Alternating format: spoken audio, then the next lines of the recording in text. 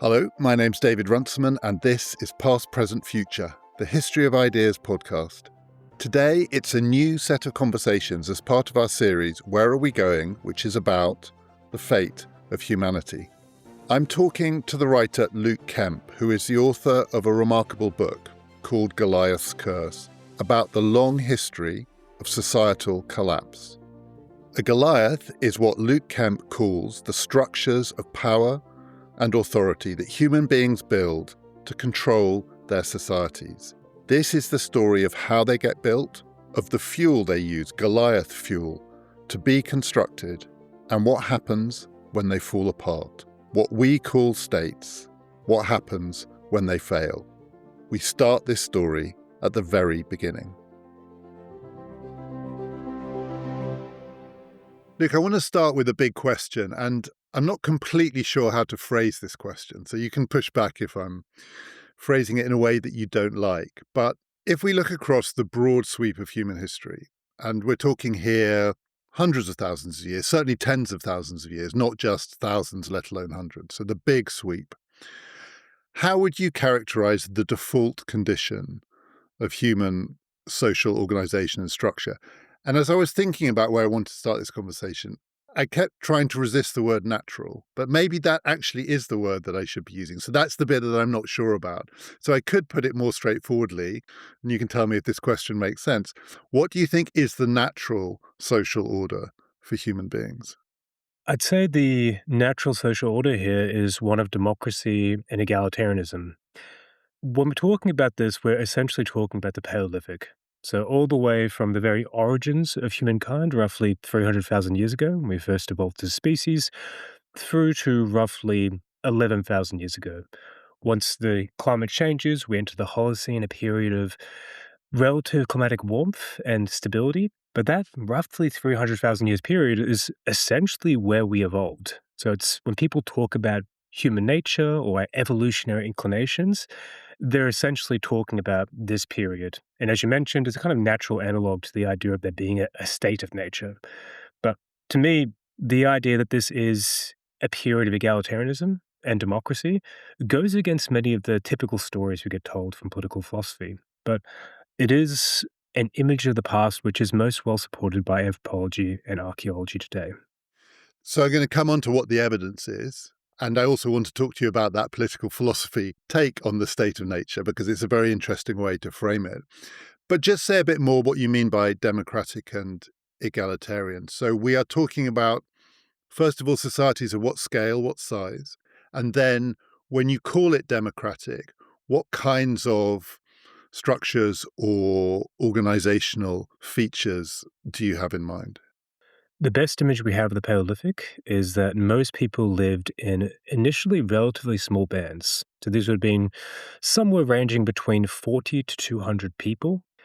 And these were not bands just purely of ragtag family members. Instead, roughly less than 10% of a group comes from people who are closely blood related. Instead, you have people who would often speak different tongues, be from far-flung areas, but all living in one group. An important caveat here is, while they lived in small groups, their societies were often much larger. So 120,000 years ago, we have evidence of people trading lithic bone tools, instruments, including musical instruments, and genes and culture all the way from the east coast of Africa to the west coast, which suggests that people were constantly changing across groups, which is also what we see in modern-day nomadic egalitarians. So while the groups are small, the societies would have been thousands, potentially even larger. This is something we see not just in Africa, but also notably in the Aurignacian culture in Europe roughly 42,000 years ago, and Clovis culture in North America roughly 13,000 years ago. Egalitarianism in this case means that both people were all of a roughly equal standard of living, so no big disparities in wealth. But additionally, this seems to be a choice they made quite intentionally. So it wasn't just everyone being equally poor. And we can get into what exactly that means later. In terms of democracy, we don't see any evidence of there being any long-standing political hierarchies. There's no people who are buried with greater jewels or prestige than anyone else. And amongst nomadic egalitarians, they're highly democratic. When we say democratic, it's worthwhile going back to the Greek root here. Demos, people, kratos, power. Democracy is not just simply having elected officials, it's a spectrum of more or less inclusive forms of governance. And interestingly, what we see amongst nomadic egalitarians is they tend to be very inclusive. Many decisions are made through a kind of group assembly, often on the basis of consensus. And this covers not just politics, but also most areas of life. This would be as if we were doing assembly democracy, not just for our governments, but also for our workplaces and our families. So there are two things I want to ask you coming out of that. One is about the spread.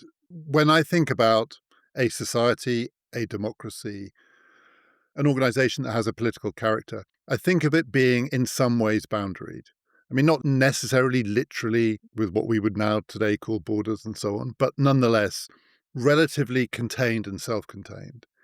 And you've just described when we get to a scale beyond a few hundred to thousands of people, something that could be spread out across a continent, essentially, and is presumably very fluid. So it's not simply that it's very dispersed, but it's also very mobile. From my modern perspective, and this is, I'm sure, a failure of my political imagination, but I struggled to reconcile the idea of social and political organization with something that is so dispersed and so fluid. And I know this is part of your argument, and this is one of the things we're going to get into here, which is the sense in which we need to open ourselves up to the idea that people can move in and out of social organizations and structures.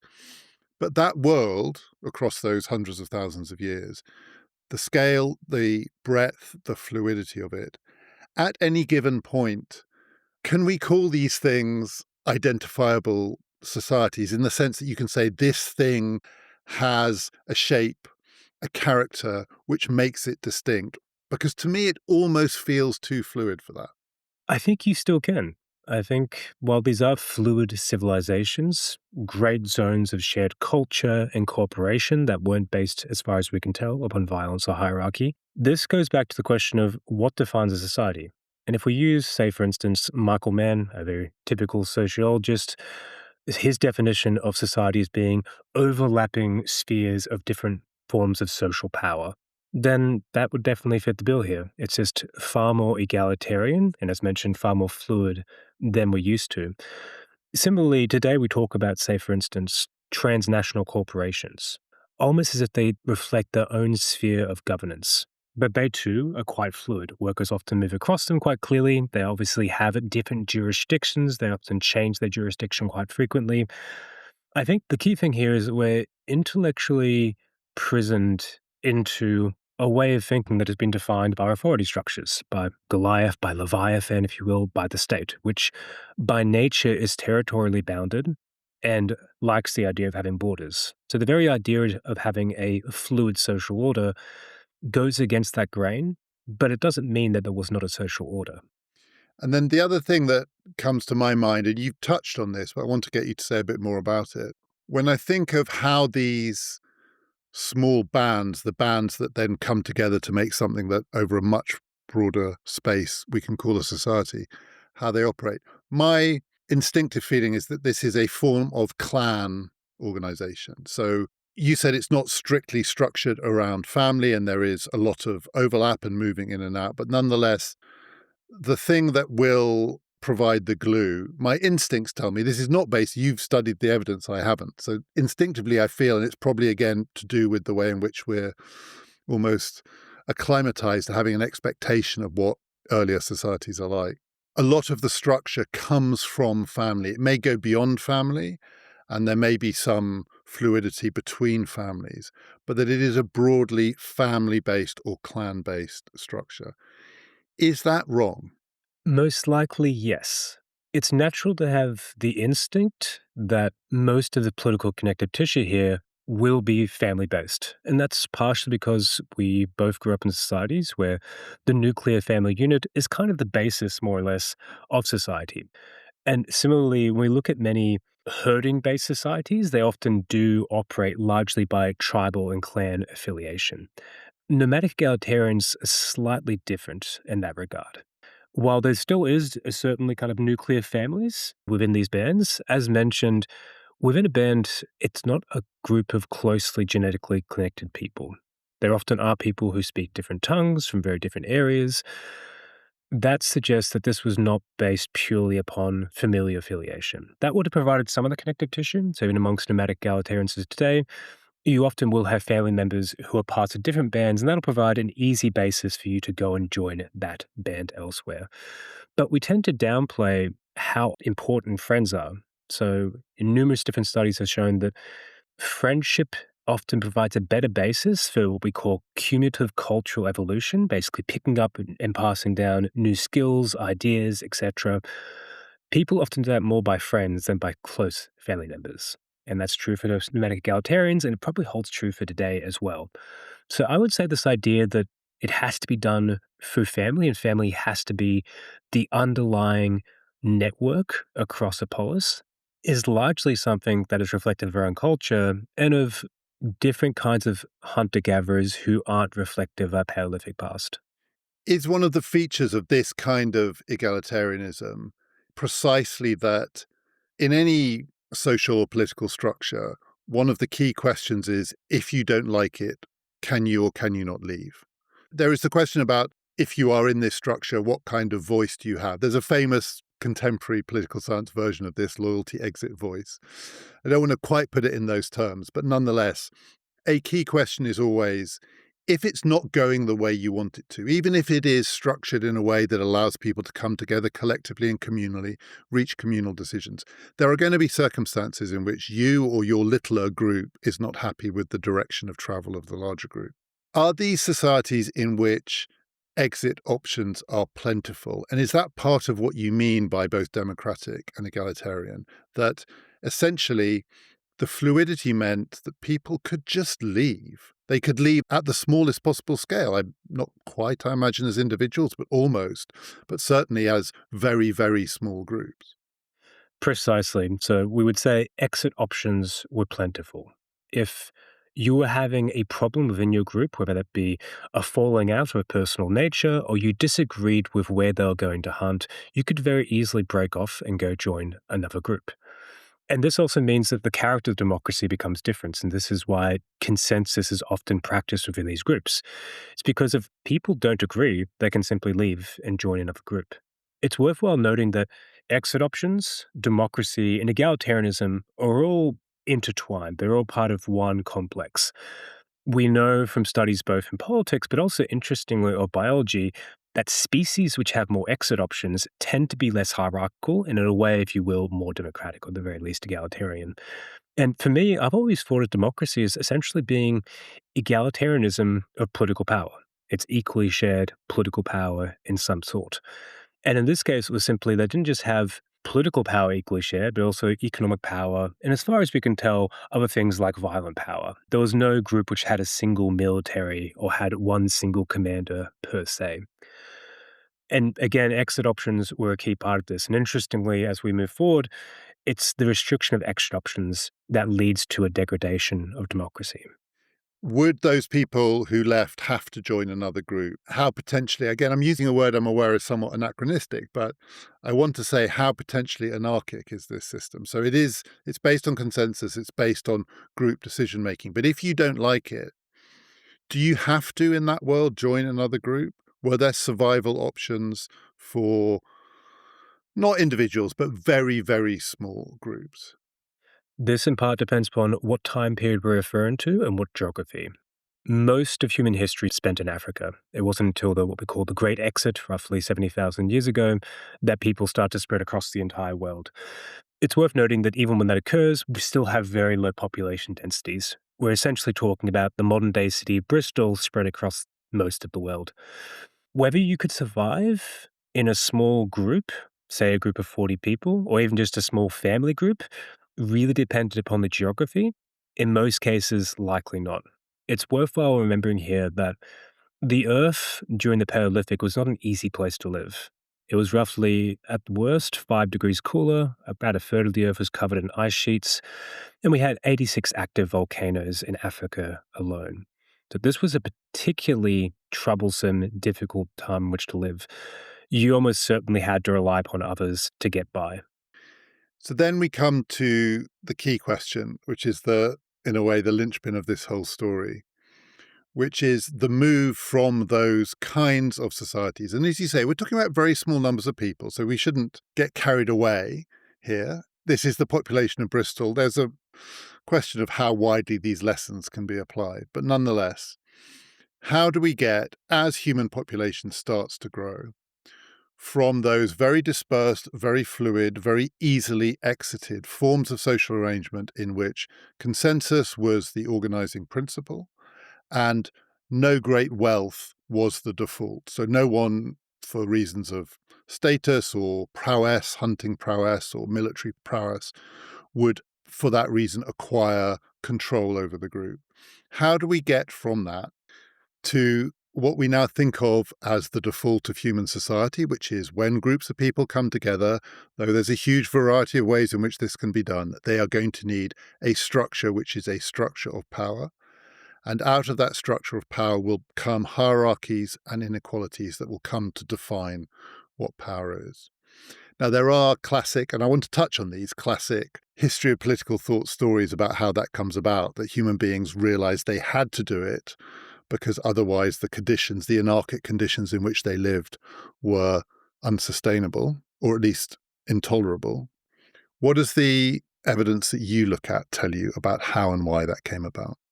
First of all, as you mentioned, throughout the Paleolithic, we have no signs of enduring inequality or hierarchy. There are a few scattered finds confined to Europe throughout what's called the Upper Paleolithic, so roughly 43,000 years onwards. These involve things like a couple of individuals buried with either particularly luxurious jewels, crowns, etc., some kind of regalia, as well as some larger structures like mammoth bone houses in Siberia.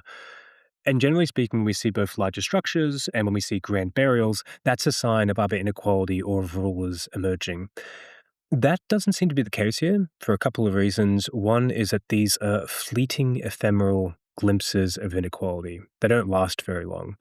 The second is that in most of these cases, it's not what you'd usually expect. It's not an alpha male being buried with weapons. It's often people who are disformed, for instance, children, etc. In short, we don't really know what was happening here. It tends to usually occur in places where we have choke points of resources, so large herds of gazelle or oryx coming through a particular area. So it's likely you had a large group of people converging on these areas and some kind of a strange constellation and burst of political and social activity. This doesn't, in any case, result in long lasting hierarchy or inequality. Instead, what we see is everything starts to change once we exit the Ice Age and enter the new period of the Holocene. And across the world, every single region, barring Australia and North America to an extent, have the same social trajectory. In every single case, you have people slowly settling down into more sedentary communities. Eventually, you have the intensification of agriculture, then you get warfare, and then you get the emergence of the state. This varies according to region. In the Near East, we have sedentism roughly 8,000 years ago. We have intensified agriculture roughly the same period. You get the first signs of warfare roughly 5,300 BCE. And then you get the first state, so both the first dynasty of Egypt and Uruk in Mesopotamia, roughly 3,100 BCE. It varies according to region. So some are more clustered. In the case of South America, Mesoamerica, you start to get people settling down roughly 3,000, 2,000 BC, and you get the state within a couple of thousand years. But nonetheless, the actual sequence is always the same. And on average, the lag time between the intensification of agriculture and the emergence of a state was roughly 3,000 years. This paints a pretty clear picture of what was happening. People were increasingly settling down, often into more seasonal encampments. And then over time, as they developed a greater surplus of resources and more particular types of resources, which we can go into, you start to see the emergence of warfare, and eventually that culminated into new, more hierarchical, dominance-based forms of society. Now, the question, of course, is why? What changed? One of the big factors here is the types of resources people had access to.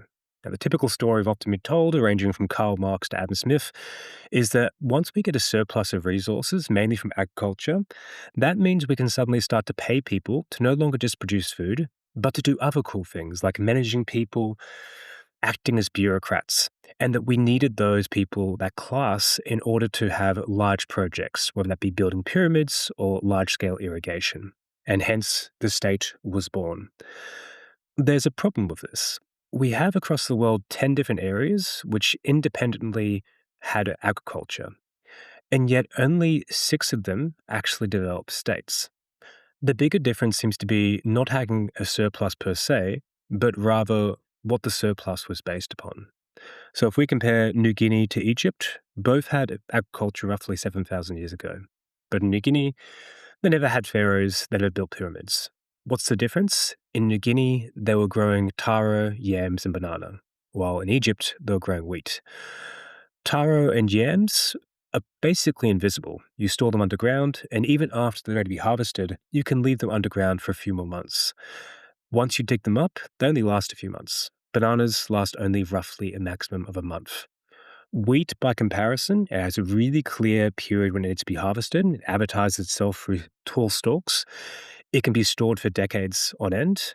It's a resource that is easily seen, stolen, and stored, what I call a lootable resource. And that becomes a really easy way to explain why you get pharaohs and pyramids in Egypt, why you get rulers in Uruk or in the Shah dynasty, but why you don't get it in places like New Guinea. It's all about lootable resources.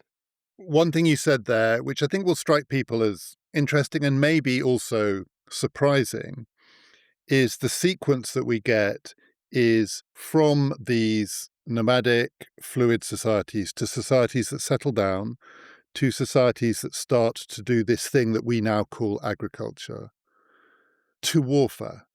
That is, warfare is an invention, it's a creation, it's a contingency coming somewhere in the middle of this story of settling down. The implication being, at least in your terms, there is no such thing as warfare before that. Now, I haven't asked you, but I think I should ask you explicitly. You've alluded to it, but a story that we are often told about the state is that the state exists to manage and control violence, because violence is the default condition of human societies. In the end, human beings will find things to fight about. And these sources of conflict could be blood, clan, family. It could be marriage and contests over reproduction, contests over resources, or simply fights about ideas, about anything. In some of these versions, human beings are capable of fighting about anything. The smaller the difference, the bigger the fight. You've given an account which suggests that the violence is almost an artificial product of the settling down. It's not something that we settled down in order to have to control, and that we were better off being settled down because in these nomadic, fluid societies, there was so much potential for people to be at the mercy of other people. Warfare is a contingent creation of a social organization. Warfare is not the default. That is a big part of your story, isn't it? Precisely. What we can say quite clearly is there is no evidence of warfare prior to this period. And just to be clear, when you say warfare, you mean violence that is socially organized. I mean, presumably there were conflicts between individuals. There must always have been in human societies the potential for individuals to fight, because we are creatures that have that potential within us. But warfare is socially organized fighting. Precisely. So warfare in this case is socially organized fighting between identifiable groups. We, of course, have always had some degree of interpersonal violence. How large was that is one of the big questions here. People have often looked to anthropology, in particular studies of hunter-gatherers, to look at how prevalent is violence. To be frank, it doesn't tell us much because there's such a huge diversity in the rates of violence amongst foraging communities. These range from the Bartek, who had roughly 0%, so just no recorded cases of violent deaths, through to the Aceh of Paraguay, who have a chilling rate of 55.5%, which is worse than the very worst war scenarios. Where are the Bartek based? They, I believe, in Central Africa. But as far as we can tell, even the rates of violence here don't necessarily cohere to particular regions. It's by and large partially random, with, as I'll go into later, a caveat of nomadic egalitarians tend to have lower rates of violence. So the anthropology isn't particularly reliable here, so instead we can rely upon archaeology and genetics. Most people are probably familiar with this story from Steven Pinker here of we lived in a state of not just high violence, but also warfare. Roughly somewhere between 15 to 25% of people were dying at the hands of another human being, which again is worse than many cases of modern day war. This doesn't really hold the scrutiny. So, for instance, Pinker uses a set of 21 cases. One of those actually has no indications of violence. Three of those cases are duplicates, and literally only one of his cases comes from the Paleolithic. That's a site called Jebel Sahaba, which is as exceptional as it is well known. It's well known because it is exceptional.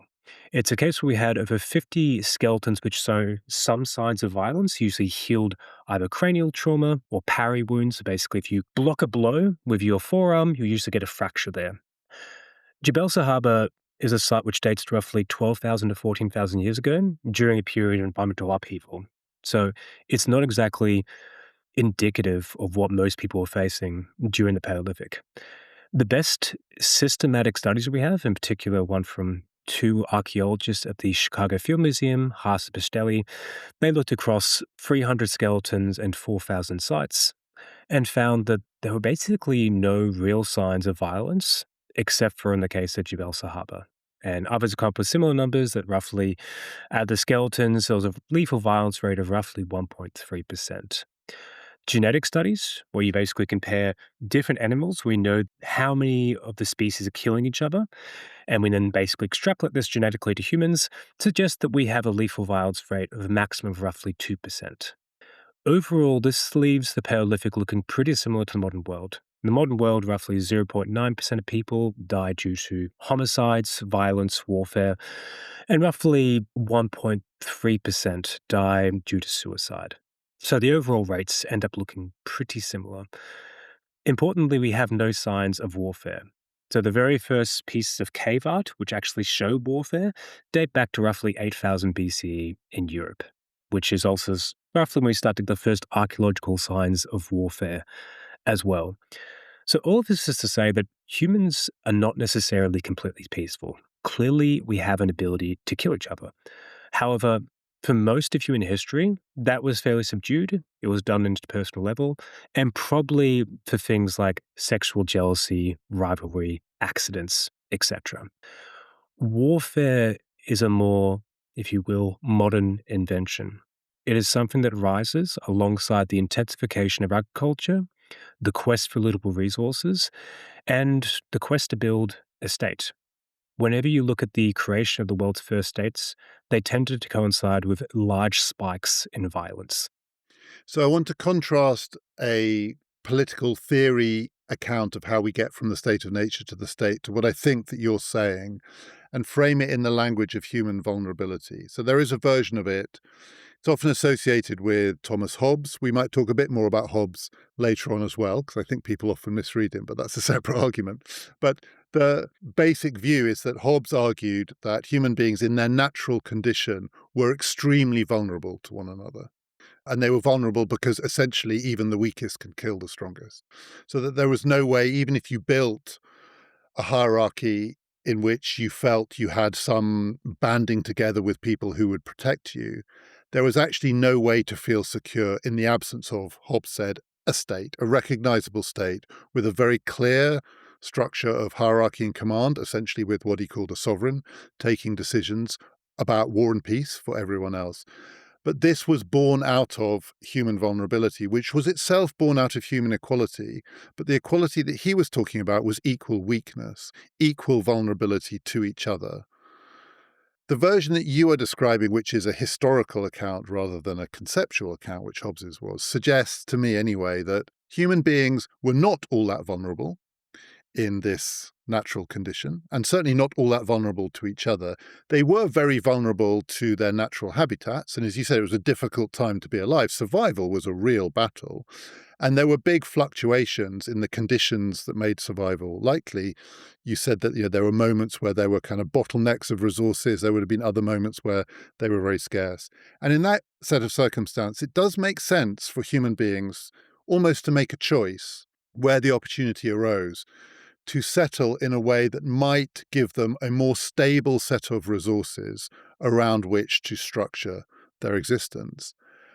But that made them vulnerable in a different way. And it very much depended on what the resource was that they thought they could organize their lives and their nutritional survival around.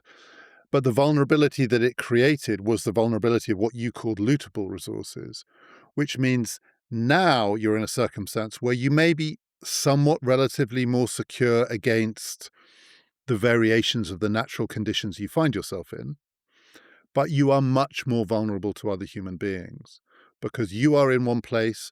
If it's wheat, the resource, as you said, advertises itself. It's storable as well as lootable. Yams you can hide, bananas go off. You can't hide wheat.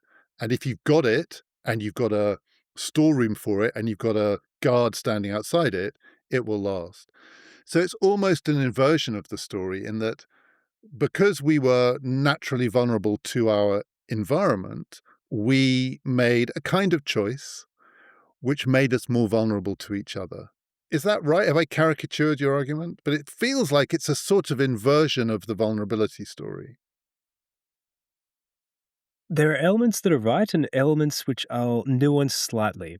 One is that I think we actually do have shared vulnerability throughout the Paleolithic. But specifically vulnerability to each other. Precisely. So we had relative equality in terms of access to violence. The difference is this ends in exactly the opposite scenario to what Hobbes envisaged. So, approximately 2 million years ago, we have changes to our anatomical shoulder joint, which allows for much more accurate throwing. In other words, suddenly individuals could start to throw spears, which were usually coated with things like poison. You get the invention of the bow and arrow, I think roughly 70,000 years ago or so as well. But in short, we had both the means to potentially offset any alpha male who tried to dominate the group. And we see this interestingly also in sexual dimorphism. So, generally speaking, species of primates where it's more patriarchal, more hierarchical, say for instance gorillas, you have a much bigger difference in the size of men relative to women. So, males tend to be quite large and they usually tend to also have very big teeth and just be physically stronger as well.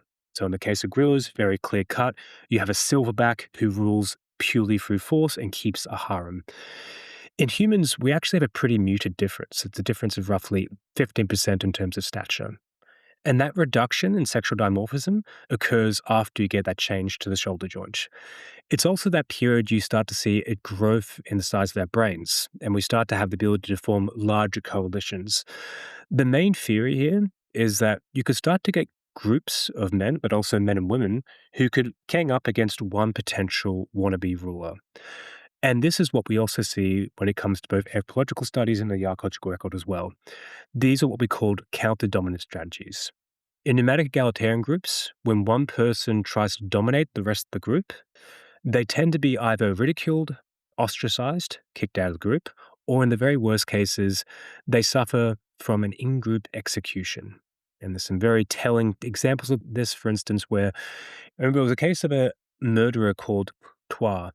And essentially, after murdering two of his fellow band members, they eventually ambushed him with poisoned arrows. And then afterwards, they shared the kill by each sticking a spear into him. This is prevalent across the record of nomadic egalitarians. And what it tells us is that there were very clear consequences to trying to dominate others, but also that the fact that we actually had equal access to violent means actually leveled the playing field. It meant that no single individual could dominate the rest. What happens is that changes due to technology. So it wasn't just the little resources that led to the emergence of the very first states. It was also what I call monopolizable weapons. Weapons in which one group could easily hoard or monopolize and use them as a military advantage over others. So, for instance, in both the First Dynasty of Egypt and Uruk, they had lootable resources for quite some time. But you see the emergence of state hierarchies shortly after the introduction of handheld bronze axes and swords. The same is true of the Shah dynasty in China. Across the world, this is a pretty common occurrence. It's also a phenomenon we see with hunter-gatherers as well. When muskets are introduced both in North America and Hawaii, in Hawaii you get the emergence of a state pretty shortly thereafter, a kingdom. And in the case of Native Americans, they become much more hierarchical once you start to introduce new weapons to them. So it's actually shared vulnerability or shared access to lethal means creates a certain level of equality and democracy. It's when you start to get a concentration of violent power that spills over into politics and you start to get the emergence of the first Leviathan states or Goliaths. So the rival story in that political thought tradition, the one that's associated with Rousseau, not in his book The Social Contract, but in his book A Discourse on Inequality, suggests that the emergence of these kinds of hierarchies has also got something to do with the human desire to appear better than other human beings. So we've talked about rivalry that might be based on sexual jealousy or accidents leading to little explosions of violence. For Rousseau, there's a deeper structural cause at work here. It's not possible to lord yourself over another human being in a very fluid, egalitarian society in which there are lots of exit options. But as soon as you have settled communities, he would argue that some human beings are going to want to seem better than others. And that was how he put it, seem better, not be better, but seem better. So you also get display, you get inequalities of wealth because people want to have symbols of status and so on. Is that borne out in the story based on the archaeological and other evidence that part of what's going on here, as well as lootable resources, as well as monopolizable weapons, is those settled communities create the conditions in which the human tendency to want to lord it over other human beings becomes achievable or realizable? It is. This is one point where Rousseau got it right. In general, I have a certain disdain for Rousseau and Hobbes, particularly insofar as they both characterize the state of nature as being one of solitary behavior, when that is just the complete opposite of what we are. We are very deeply social animals. But when it comes to status and status competition, I think Rousseau is right. This is one of the drivers of human history. When we think about the emergence of the first Goliaths, there are two different sets of conditions that lead to them. We've covered mainly what I call Goliath fuel, the change in environmental circumstances that provide the foundations for the creation of the first Goliaths. There's two I've covered here, lootable resources and monopolizable weapons. There's a third one, which we've only discussed in the periphery, and that is the restriction of exit options, what I call caged land. When we look at the areas of the world we have the emergence of first states, they tend to be areas where exit options are increasingly restricted. So in Egypt, for instance, it's buffered between the Nile and the Red Sea. Mesopotamia in ancient Greek literally means the land between two rivers, the Tigris and the Euphrates. On top of that, as you start to grow more lootable resources, as you become more dependent on agriculture, you're essentially tethered and tied to the land. It's less easy to move, you become less mobile. So those are the three sources of Goliath fuel: lootable resources, monopolizable weapons, and caged land. We then come to the psychological conditions, which were consistent. These are things we had back in the Paleolithic, but the environmental changes mean that suddenly some become much more important. And a big one here, I believe the most important, is status competition. I mentioned before that there are groups or individuals who try to dominate others in nomadic egalitarian hunter-gatherer bands. In almost every single case, it was a male who tried to do so. We know that the desire for status is universal. Everyone wants to be admired, loved, respected. Importantly, it also seems to have a reproductive advantage. So there's an evolutionary story here. Across multiple different cultures and societies, people who have more status tend to have more children, and those children are more likely to survive into adulthood. The catch here being this effect is much stronger for men than it is for women, which makes sense. If you're an emperor, you can have a harem, and indeed most emperors did have harems. If you're an empress, you're still restricted in terms of the amount of children you can have across a lifetime. Status competition seems to be one of the big drivers here. People don't just want riches necessarily, they want to have more and more status. You can get status through two means. One is through prestige, basically giving benefits to others. The second is through domination, essentially imposing violence, force, or costs upon others. When we look across the history books, it's pretty clear that dominance has become one of the major ways of getting status. Genghis Khan, Napoleon, Alexander the Great, we remember them because they had the ability to kill or starve very large numbers of people. I don't think this is purely about status. There's also other psychological factors involved, the darker angels of our nature. So if you're looking for people who want to get status and are willing to use domination to get it, these tend to be people who are higher in what's called the dark triad, a set of three antisocial personality traits: psychopathy, narcissism, and Machiavellianism. We see today that people who've reached positions of power, whether it be in CEO positions, boardrooms, or in parliaments, they tend to be overrepresentative of the dark triad. So, at least amongst men, roughly 1% of the population would pass the clinical threshold for psychopathy. In executive positions, it's somewhere between 3 to 21%. That's quite a range, I should say. The evidence is slightly fuzzy around the edges then. There's a lot of debate here because a lot of it depends upon where exactly you draw the line. These things are spectrums, not clear cut. And it's often really difficult to actually assess people in this basis. You can't just go and give everyone a psychology test, for instance. So often we have to rely upon a kind of set of different indicators, including looking at people's behavior. And on top of that, there are just certain big contextual differences as well. But despite the range of numbers, there's no debate that people who are in the dark triad are overrepresented in positions of power. And the role of status can also be seen in the archaeological record. When we look for signs of inequality, whether it be differences in housing sizes, large palaces and temples, grand burials, or even things like human sacrifice, every single one is an act of what's called conspicuous consumption, basically wastefully using energy. The question is, why would you do that? And the answer is status. Wastefully using energy shows I'm more important than the rest of the group.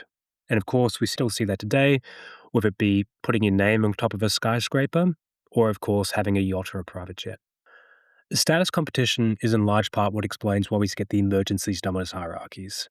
There's a small number of people, a small group, usually men, who want to create a hierarchy which they can sit on top of, they can have greater status, and they, of course, have greater access to reproductive benefit. And this is also, once again, told genetically. Roughly 8,000 to 4,000 years ago, as you get the emergence of livable resources, you also have a bottleneck in the Y chromosome. Best explanation is that a smaller number of men were starting to monopolize reproduction. That's a big one here, is the evolutionary story of human psychology, particularly darker angels of nature, and how Goliath gave the advantage to small groups of armed young men to start to create states, leviathans, Goliaths. And this is where I diverge quite a lot from Hobbes. Hobbes characterizes this as largely a war of all against all. That just isn't the case. Whether you look at the Rwandan genocide, civil wars, or state creation, it's almost always a small number of people who are involved, usually less than a couple of percent of the population, and it's almost always armed young men. So this is a series of conversations, I should remind people who are listening, about societal collapse. And we've been talking about the creation of what we have come to call states, hierarchies, bureaucracies, controlled violence, including the control of the means of violence. So the question now is, how stable were these things that have been created? And there are some reasons in the account you've just given to think that they might not be all that stable. So one reason, again, to push back against the social contract version of it, the social contract version of it suggests that in the end everybody agreed to this because they recognized it was the least worst option. And they had a memory of the chaos that preceded the creation of structured societies. The account that you've given suggests that, first of all, early on, people would have had a memory, if only a folk memory, of another way of living, which was not to be dominated by small groups of violent young men who want to sacrifice your baby so that they can look good. And in those conditions, it's a much less appealing option. And secondly, as you said, we are talking about the majority being dominated by the minority. And of course, once these things get up and running, they can be self-fulfilling. If you have the weapons and you have the means of coercion, you can create structures and hierarchies which reinforce your status, but also reinforce your right to hold those weapons and so on. Nonetheless, the question is, to start with anyway, how stable were these? You're looking across the world at the range of evidence that you've looked at. Would you say that the default early on was stability or instability? The default is instability. When you compare these to some of the earliest settlements we have, the earliest states and empires are remarkably short lived, usually a couple of century tops, while when you look at some of the earliest settlements, they often persist for thousands of years. And so the earlier settlements, we mean people have settled, but they haven't yet built these structures of hierarchy and domination. Precisely. So, contrary to popular belief, we do have examples of both cities, but also just kind of larger settlements, often kind of what we call mega villages, where people are still living in a relative egalitarianism, but they do have sedentary or more sedentary ways of life. And frequently, like in the case of Çatalhöyük, one of the kind of earliest sites in the Near East, these last for well over 1,000 years. And interestingly, when we look at nomadic egalitarian hunter gatherers, it's difficult to say when they're collapsing per se because they never had a state. However, if you're looking at material culture, so large scale changes in the way in which they live and often changes in material culture accompany a collapse, we don't really see any big change in the material culture of multiple different nomadic egalitarian groups, particularly across Africa. They seem to be relatively remarkably stable across tens of thousands of years.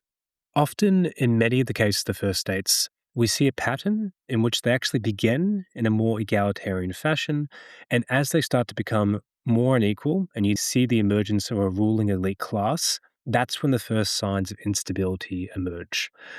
And what's remarkable is in many of these cases, they have large scale irrigation, they have houses, they sometimes have cities, things which we usually thought required a state or required a ruling class to have.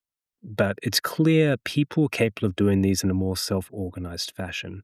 And turn the story on its head, it's once you get the emergence of an elite class who essentially hijack the social setting and take the credit that you start to see instability and eventually collapse. It's worthwhile noting while this does happen and while there is great instability, there are other cases where this doesn't happen, where the city starts in a very hierarchical, authoritative way and it persists for a much longer period of time. So while there is a great degree of diversity, there are certainly a large number of cases where instability was one of the key factors here. Interestingly, we see this not just with early states or cities, but also simply with farmer communities. When you look at the expansion of farming across Europe, which begins roughly 9,000 years ago and spreads from Turkey all the way up to the UK, so modern day Ireland, Great Britain, and Scotland, what you see is in every case, people, farmers, come into an area, they start to spread out, become more dense, and they go through a boom bust cycle. So essentially, it's a surge in population and then eventually a big dip in population, usually accompanied by the first signs of warfare, violence, large scale torture, mutilation, things like that. And interestingly, in these boom bust cycles, you also see inequality playing a role.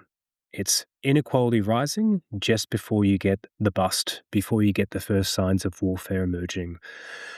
And this is true across Europe. It's also true for the first farmers of North America. So people tend to think that North America prior to European invasion was land purely of nomadic egalitarian hunter-gatherers. That isn't quite true. We see both cities and hierarchical farmers, things that are closely approaching a state, roughly 200 to 300 years before Europeans arrive. One of the most well-known is the Puebloan people, who are essentially the first farmers in North America in the modern-day area of New Mexico and Nevada, where essentially they built these great sandstone houses and they had a culture based upon corn, beans, and squash. Corn, in this case, was the key local resource. What's interesting is they go through the same boom-bust cycle that the first farmers of Europe had as well. And once again, it's the same boom-bust with inequality preceding the collapse phase. So is part of this a selection effect in the sense that the very short-lived versions of these early states are not well known to us? I mean, they may be well known to people who study them. When we think of an ancient state, we might think of Egypt, say. And the story that's told about ancient Egypt is that it was remarkably durable, long-lasting, almost static. Nothing happened for thousands of years because it was in its way so stable. The evidence is that is the anomaly. And we remember it because it left its monuments behind and it left its record behind. But actually, if you look at the really broad sweep of these early states, these early attempts to institutionalize hierarchy by small groups of people who wanted to dominate, it rarely lasted. When it failed, how did it fail? So we know how it succeeded in the case of Egypt. It succeeded because it built pyramids and it left its records, and we have museum exhibits about it all the time. We don't have areas of the British Museum or whatever it is devoted to the ones that failed. What is the evidence of how they failed? What drove the failure? Were these, for want of a better word, revolutions, uprisings? Did people just say we've had enough? Or did they exit? I mean, the exit options, presumably for many of them, were not closed. First of all, you're precisely correct here. Failed leaders don't leave records. And interestingly, even in the case of Egypt, prior to the very first ruler, Namur, and the first dynasty of Egypt, we do have signs of there being some attempts at political centralization over the space of centuries. These failed, and because they failed, they're not well known. Similarly, in Mesopotamia, prior to Uruk, there are multiple different attempts to basically forge something like a state. But these aren't successful, and hence they're not well known in the history books. When we look at collapses elsewhere, many of them do appear to have traces of revolution. This can be seen often in the archaeological record by targeting of elite monuments and the elite class, whilst the rest of the city or population is more or less left as is. We see this in the case of Tiwanaku, so both elite iconography, elite residences, palaces, etc., are all targeted and intentionally burned, while other areas are essentially left, and people more or less just dispersed from there. That suggests this wasn't either an invading force or just random violence. This was very targeted, revolutionary types of violence. We see the same in Teotihuacan and many other areas throughout the world, particularly in the Americas. My hypothesis would be this is more prevalent in the Americas because the Americas essentially had less Goliath fuel. There were more exit options. They didn't have access to bronze or iron weapons. And on top of that, the little resource of corn was often not as widespread. It wasn't just people rebelling at the first signs of inequality. Often what happened was this coincided with some kind of a shock. So in the language of risk, we often talk about risk being composed of 4 different determinants: hazard, vulnerability, exposure, response. So your hazard is the thing that causes damage, something like a tsunami.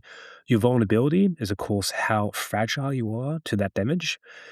The exposure is whether or not you're exposed to it, and the response is how you respond can make it better or worse. We can think of the growing inequality as being a kind of growing vulnerability in society, but often it still took some kind of a shock to trigger it. So a good example here is I mentioned that prior to European invasion, there are multiple different early hierarchical farmers and cities across North America. This include the Puebloans I mentioned in southwestern United States. Close by to them were the Huhugam. In modern-day Arizona, interestingly, the city of Phoenix is actually named after them. So the first Europeans who arrived essentially saw these great flat-top pyramids and irrigation canals and said, we're going to build a new civilization out of the ashes of the old, like a phoenix. There's also a very fascinating one on the outskirts of modern-day St. Louis, roughly 500 kilometers southwest of Chicago, what's called the city of Cahokia, which was once a city of roughly 10,000, 15,000 people, with a huge plaza ringed by flat-topped earthen pyramids, which looks kind of like a Mayan city-state, where you most likely had a priestly ruling class who appeared to have been sacrificing people. So at least one of the mounds contains the remains of over 200 victims of human sacrifice, and sometimes these were killed in batches of over 50 people. In this case, interestingly, all these different areas go down at roughly the same time, the onset of what's called the Little Ice Age. And a very compelling story here is that the Little Ice Age made it more difficult to grow corn. Suddenly, you had less livable resources. And for a ruling class who were justifying their authority on the basis of being able to control the weather or to ensure good harvests, suddenly your legitimacy goes out the window. So it was both growing inequality, but also the shock of the little ice age on top of that. Interestingly, they have a very different story about the first states. As you mentioned, when we look back to Rome, China, Egypt, we tend to view these as kind of bastions of science, culture, artistic flair, and civilization. These are good things that we should be proud of. In the case of North America, they viewed it very, very differently. So, for instance, the case of the Babloans, they have this tale of the great gambler, a god who is preternaturally good at gambling, who comes down to earth, swindles all the Babloans out of their property, their family members even, and tells them, I'll give these all back to you if you start to build me these great houses made of sandstone. And that's one of the ways they explain these great sandstone houses that have since been abandoned.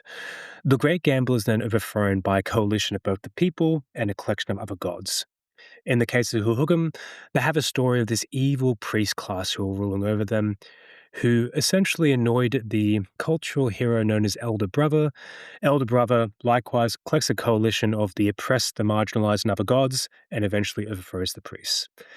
In the case of the Appalachians, which had their own set of kind of mini Goliaths, or mini states, if you will, they had a story of the Enukatani, once again, an evil ruling set of priests and wizards who eventually turned more cannibalistic and were overthrown via rebellion. Cahokia is one of the most interesting ones because they have no story whatsoever. Here's a people who had a city of 10,000, 15,000 people, and yet they have no oral tradition about it. Quite to the contrary, they seem to have tried to intentionally forget about it, because after Cahokia falls apart, people avoid the area. There's no built up agriculture, there's no built up sedentism, no built up infrastructure in general for roughly 100 to 200 years afterwards. Archaeologists refer to it as the vacant quarter. It's like they wanted the Cahokia to just rot like a bad memory in the swamps of the Mississippi. So across most of these, they seem to remember the first attempts to build hierarchy very differently. They see these as cautionary tales as to why we shouldn't have rulers. So I'm going to ask you one last question in this conversation, which is going to lead into what we'll be talking about in the remainder of these conversations. And I think it's the question that will come to many people's minds. So I said we're framing this as a series of conversations about social collapse, societal collapse, sometimes called civilizational collapse. And the word collapse suggests something bad happened. It's a term that most people would have negative associations with, a thing to be avoided. What you have described, the word that springs to mind is escape, not collapse. If these early quote unquote civilizations were actually built around young men who then become, some of them old men, set on domination, doing it through the control, the monopolization of weapons. And you call them lootable resources. So these things are being looted, they're being stolen. You said in these traditions it's sometimes thought to be a swindle. I mean, Rousseau called it a swindle too, to be fair to Rousseau. He said that we were tricked. We were tricked by some people into giving up our freedom and our ability to decide for ourselves in exchange for something which was a false promise, the promise of law and stability. And we have to reinvent it, his argument would be. That is something from which you would want to escape. So is collapse the wrong term for this, in the sense that what fell apart was the hierarchy, but the falling apart of the hierarchy was net positive for the people who lived under it? Is that how we should think about these early incidences of the collapse of the organization of a society in terms that we recognize as social organization, boundaried, hierarchical, with these things that we call governments and bureaucracies? We think if the government collapsed and the bureaucracy collapsed and our borders were open, it would be a disaster. And we'll come on to why we might be right to think that. But in these conditions, it sounds to me like we should have a term for this, which is much, much more positive. And the term I would say is escape. In some cases, it could be best defined as escape or even liberation, if you will. I define collapse as an enduring, rapid fragmentation and contraction of power structures. And that's much more of a neutral phenomenon. It's something which has winners and losers, costs and benefits. In almost all cases, it usually was a bad thing if you were an elite. But if you weren't an elite, it had often much more mixed outcomes. It sometimes was unnoticed, and sometimes it was a good thing for the general populace. And we can go into different archaeological evidence we have all the way from the collapse of Rome, even to modern day Somalia, of how this benefited ordinary people. But it's also important not to paint this with a single brushstroke as this being necessarily liberation or some kind of wholly positive outcome. Collapse does have costs as well. In some of these cases, in many of the cases, it's marked by a glut of violence. And to me, this is not just simply collapse leading to violence. In many cases, you can think about this as being the violence of trying to recreate a power structure. Quite frequently, what happens, and you see this in modern day civil wars as well, once a hierarchy falls apart, there's a power vacuum left over, and suddenly there are new groups competing and vying to create a new state, a new hierarchy. In some of the cases we covered here, like in the case of Cahokia, that seems to have less been the case because people had so many exit options, they could just simply move away rather than stay in the same area where those are vying for creating a new power structure. One where we can actually think of some of these earliest collapses is a scaling up of old counter-dominant strategies. Rather than simply kicking a ruler or a wannabe ruler out of the group, instead in this case, you just simply walk away, often en masse. Rather than trying to kill an individual who's trying to dominate the group, in this case, there's a rebellion which tries to take out the entire class, which is trying to rule over everyone else. Overall, I think once you look at collapse and you have a much more sober view, which is just based upon evidence rather than political philosophy that justifies existing social orders today, you end up with a very different story of history. And one which I think is both, frankly, more accurate and much more truthful to the experience of the 99% rather than just the 1% who wrote the records afterwards.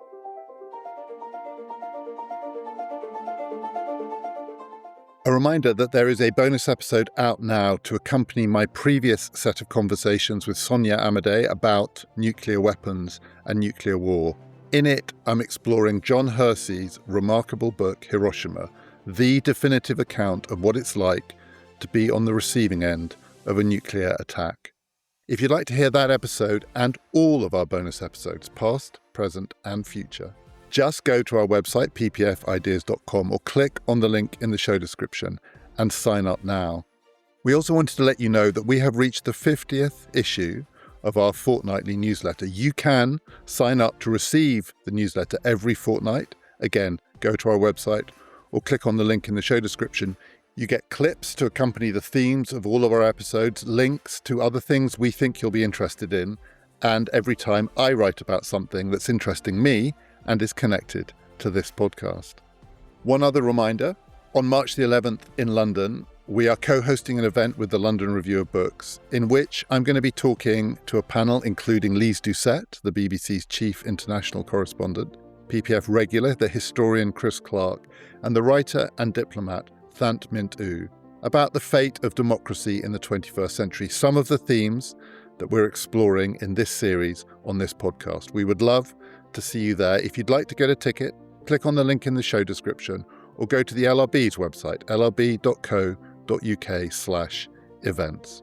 Next time, in my conversations with Luke Kemp, we are bringing the story up to the modern era. What is different about modern Goliaths?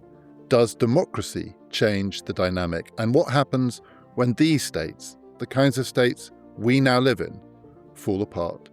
Do join us for that. This has been Past, Present, Future.